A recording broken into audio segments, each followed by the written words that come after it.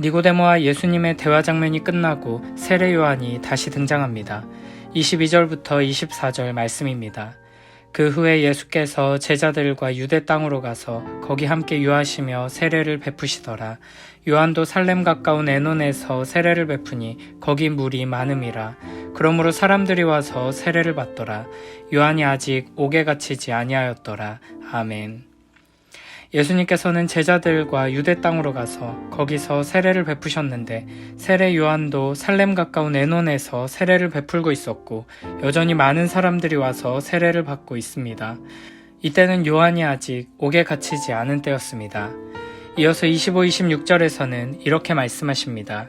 이에 요한의 제자 중에서 한 유대인과 더불어 정결 예식에 대하여 변론이 되었더니 그들이 요한에게 가서 이르되 랍비여 선생님과 함께 요단강 저편에 있더니 곧 선생님이 증언하시더니가 세례를 베풀매 사람이 다 그에게로 가더이다. 아멘. 세례 요한은 온 유대 사람들이 주목을 받으며 회개의 세례를 선포했고 많은 사람들이 세례 요한에게 몰려왔지만 예수님께서 등장하신 이후에는 점점 예수님의 인기가 높아지고 예수님께로 가서 세례를 받는 사람들이 많아지는 상황이었습니다. 반면 세례 요한의 인기는 점점 사그라드는 중이었습니다. 이에 요한의 제자와 유대인들 사이에 정결 예식에 대한 논쟁이 벌어집니다. 세례 요한의 세례가 더 나은지 예수님의 세례가 더 나은지 다투게 된 것입니다. 이에 세례 요한의 제자들은 세례 요한에게 찾아가 불평의 말을 쏟아냅니다. 세례 요한의 제자들은 놀라운 하나님의 일하심의 한복판에 있으면서도 자신이 따르는 요한과 예수님의 일하심을 비교하며 불안해하고 있고 불만스러워하고 있습니다. 이것이 바로 인간의 연약함입니다. 하나님의 일하심을 경험하며 하나님을 바라보고 만족하는 것이 아니라 끝없이 나와 남을 비교하며 불안해하고 만족하지 못합니다. 세상적 기준으로 나와 남을 비교하며 불안해하는 것뿐 아니라 신앙적인 영역에서도 나와 남을 비교하는 것을 멈추지 못합니다. 그러면서 정작 하나님의 일하심을 보지 못하고 하나님의 은혜를 누리지 못하는 것입니다. 그러나 세례 요한은 이렇게 말합니다. 27절부터 30절 말씀입니다. 요한이 대답하여 이르되 만일 하늘에서 주신 바 아니면 사람이 아무것도 받을 수 없느니라. 내가 말한 바 나는 그리스도가 아니요 그의 앞에 보내심을 받은 자라고 한 것을 증언할 자는 너희니라. 신부를 취하는 자는 신랑이나 서서 신랑의 음성을 듣는 친구가 크게 기뻐하나니 나는 이러한 기쁨으로 충만하였노라. 그는 흥하여야 하겠고 나는 쇠하여야 하리라 하니라. 아멘. 그는 먼저 하늘에서 주신 바 아니면 사람이 아무것도 받을 수 없다고 말합니다. 세례 요한은 제자들과 달리 자신의 실력과 예수님의 실력을 비교하거나 자기 업적과 예수님의 업적을 비교하는 눈이 아니라 하나님께서 힘과 능력을 주셔서 하나님의 뜻을 이루고 계시는 모습을 보는 믿음의 눈을 가지고 있었던 것입니다. 그는 분명하게 나는 그리스도가 아니요 그의 앞에 보내심을 받은 자라고 다시 한번 말합니다. 이미 자신의 제자들에게 가르친 그 내용을 상기시킵니다. 세례 요한의 목적은 자신의 이름을 높이며 이 세상에서 위대한 일을 이루는 것이 아니라 모든 사람이 그리스도께로 나아갈 수 있도록 길을 준비하는 것이었기 때문에 예수님께서 점점 더 부각되는 것이 전혀 불만스럽지 않았던 것입니다. 이렇게 하나님의 주권에 대한 확실한 믿음과 하나님의 시선으로 나 자신과 상대방을 바라보는 눈이 있다면 나와 남을 비교하지 않게 되고 불안해하거나 두려워하지 않을 수 있게 됩니다. 비록 나에게 연약함이 있고 부족함이 있다고 하더라도 하나님께서는 나의 이 모든 연약함과 부족함을 통해 심지어는 실수와 실패를 통해서도 하나님의 뜻을 이루어 가십니다. 다른 이들에게도 마찬가지입니다. 다른 누군가의 부족함과 연약함으로 인해 불평하는 마음이 들려고 할 때 우리는 하나님의 시선으로 그 사람을 보기 위해 힘써야 할 것입니다. 우리가 하나님의 시선으로 나 자신과 상대방을 그리고 이 세상을 바라보며 오직 예수 그리스도만 영광 받으시길 소원하는 겸손한 마음으로 살아간다면 나와 남을 비교하며 불평하거나 자기 연민에 빠지거나 다른 사람을 원망하거나 탓하는 잘못에 빠지지 않게 될 것입니다. 29절에서 요한은 단순히 나는 속상하지 않다, 불만스럽지 않다 정도가 아니라 기쁨으로 충만하다고 말합니다. 여기서 요한은 유대인들의 결혼식에서 신랑의 친구로 자신을 설명합니다. 유대인들의 결혼식에서 신랑의 친구는 신랑과 신부가 결혼을 준비하는 과정에서부터 매우 중요한 일들을 하며 결혼 예식을 주관하는 역할도 감당합니다. 이렇게 결혼식을 위해 노력하고 애쓴 신랑의 친구는 결혼식이 잘 치러지게 되면 신랑과 신부만큼이나 크게 기뻐하게 됩니다. 마찬가지로 세례 요한은 신랑이신 예수님과 경쟁하는 사이가 아니라 신랑이신 예수님을 위해 일하는 자리이기 때문에 예수님께서 드러나시는 것이 자기에게 큰 기쁨이라고 말하는 것입니다. 그래서 세례 요한은 30절에서 이렇게 말합니다. 그는 흥하여야 하겠고 나는 쇠하여야 하리라 하니라. 아멘. 우리는 여기에서 세례 요한이 참으로 겸손한 사람이었다는 교훈에 머물러서는 안 됩니다.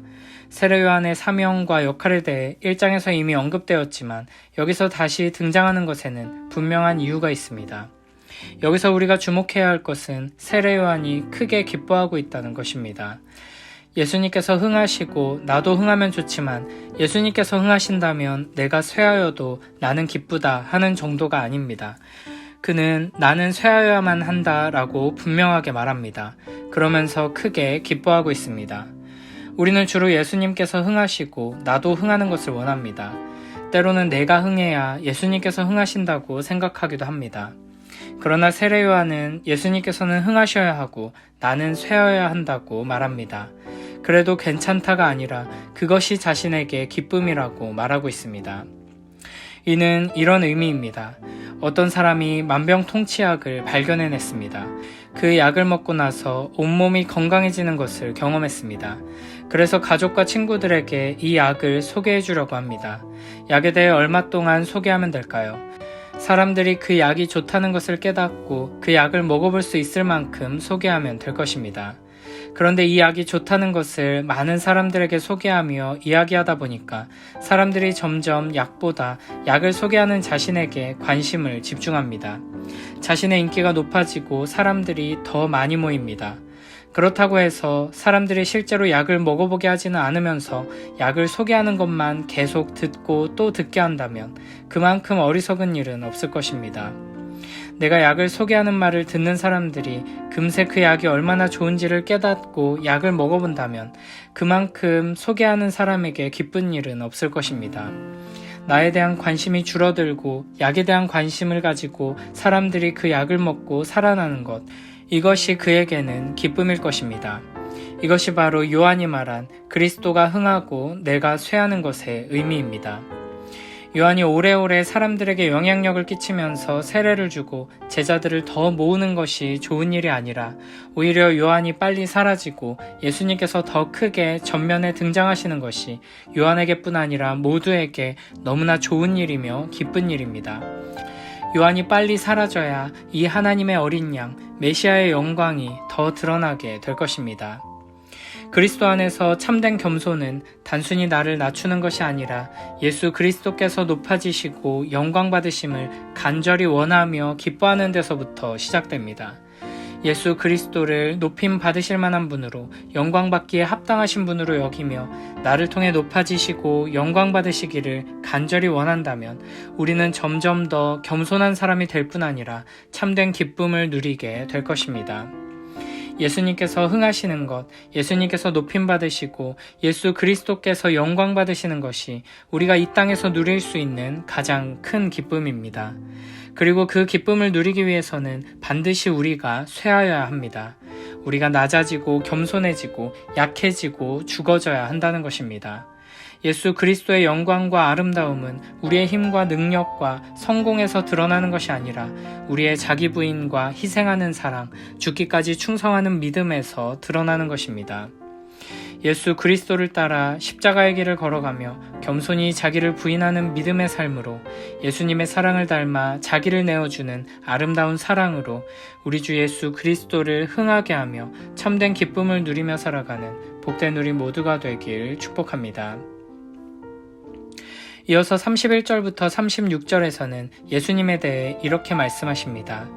위로부터 오시는 이는 만물 위에 계시고 땅에서 난 이는 땅에 속하여 땅에 속한 것을 말하느니라. 하늘로부터 오시는 이는 만물 위에 계시나니 그가 친히 보고 들은 것을 증언하되 그의 증언을 받는 자가 없도다. 그의 증언을 받는 자는 하나님이 참되시다는 것을 인쳤느니라. 하나님이 보내신 이는 하나님의 말씀을 하나니 이는 하나님이 성령을 한량없이 주심이니라. 아버지께서 아들을 사랑하사 만물을 다 그의 손에 주셨으니 아들을 믿는 자에게는 영생이 있고 아들에게 순종하지 아니하는 자는 영생을 보지 못하고 도리어 하나님의 진노가 그 위에 머물러 있느니라. 아멘. 31절에서 위로부터 오시는 이라는 표현은 앞서 니고데모와의 대화 속에서 거듭남이란 단어 속에 포함되어 있던 의미입니다. 거듭남은 다시 태어난다는 의미와 함께 위로부터 난다는 뜻이 있습니다. 다른 모든 이들은 땅에 속하여 땅에 속한 것을 말할 뿐이지만 우리 주 예수 그리스도께서는 하늘에 속한 분이시며 하늘로부터 오신 분이십니다. 그런데 32절에서는 그가 친히 보고 들은 것을 증언하지만 그의 증언을 받는 자가 없다고 말합니다. 예수님께서는 단순히 어디서 목격한 것을 증언하시는 분이 아니라 친히 자신에 대해 증언하시는 분이십니다. 구약의 선지자들을 통해서는 간접적인 증언을 들었다면 예수 그리스도께서는 당사자가 친히 증언을 하신다는 것입니다. 우리 주 예수 그리스도께서는 천지를 창조하신 말씀 하나님이시며 이스라엘을 선택하시고 인도하시고 구원하신 언약의 하나님이시고 영원하시고 전지전능하신 하나님이십니다. 그런데 놀랍게도 아무도 그분이 하는 말씀을 받아들이지 않습니다. 32절에서는 그의 증언을 받는 자가 많지 않다, 그의 증언을 받는 자가 너무 적다 라고 말씀하지 않으십니다. 그의 증언을 받는 자가 없다고 말씀하십니다. 11절에서도 진실로 진실로 내게 이르노니 우리는 아는 것을 말하고 본 것을 증언하노라. 그러나 너희가 우리의 증언을 받지 아니하는도다 라고 말씀하셨습니다. 1장 11절에서도 자기 땅에 오매 자기 백성이 영접하지 아니하였으나 라고 말씀하셨습니다. 이것이 죄인된 우리의 비참한 현실입니다. 영적으로 죽어있는 죄인들은 빛이 왔으나 보지 못하고 하나님의 말씀이 선포되지만 듣지 못합니다.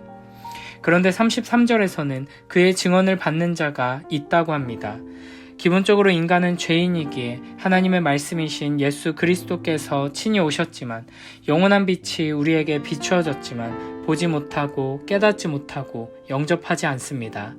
아무도 예수님을 영접하지 않는 것, 모두가 어둠 속에서 헤매다 멸망의 심판으로 나아가는 것이 너무나 당연한 일이라는 것입니다. 그런데 그의 증언을 받는 자가 있습니다. 이해할 수 없는 놀라운 기적이 일어난 것입니다. 그러므로 우리는 내가 하나님의 말씀을 듣고 있다는 것, 예수 그리스도를 믿고 순종의 삶으로 나아가고 있다는 것이 얼마나 놀라운 일이며 특별한 은혜인지를 항상 잊지 말아야 할 것입니다. 또한 33, 34절에서는 그의 증언을 받는 자는 하나님이 참되시다는 것을 인정하는 사람이라고 말씀하십니다. 예수 그리스도께서는 하나님의 뜻을 온전히 드러내시며 우리에게 오신 하나님의 말씀이시기 때문이며 하나님께서 예수 그리스도께 성령을 한량없이 주셨기 때문입니다. 구약의 선지자들은 모두 성령을 받아 하나님의 일을 감당했습니다. 성령의 능력을 힘입어 하나님의 말씀을 전하고 하나님의 역사를 이룬 것입니다. 그런데 우리 주 예수 그리스도께서는 이 성령을 한량없이 받으셨습니다. 아무런 제한 없이 완전하게 다 받으셨다는 것입니다. 이는 예수 그리스도께서 성령 하나님과 완전히 하나이심을 드러내는 표현이며 성령의 능력을 완벽하게 입으시고 온전히 동행하셨음을 의미합니다. 성령 하나님의 능력은 전지전능한 것입니다. 이 성령을 한량없이 입으셨으니 예수 그리스도께서는 전지전능하신 능력을 가지신 분이십니다. 그러나 그 능력을 십자가를 향해 가는데 사용하셨고 십자가에 달려 죽으시는데 사용하셨습니다. 그러므로 우리 또한 성령의 능력을 받을 때 내 뜻을 이루기 위해 나의 영광을 위해 사용하지 않도록 주의해야 합니다. 성령 하나님께서 우리 안에 임하셔서 능력을 주신다면 우리는 하나님의 뜻을 이루는데 그 힘과 능력을 사용해야 합니다. 하나님께서 우리에게 주신 사명, 하나님을 사랑하고 이웃을 사랑하는 일을 위해 사용해야 할 것입니다. 35, 36절에서는 아버지께서 아들을 사랑하사 만물을 다 그의 손에 주셨다고 말씀하십니다.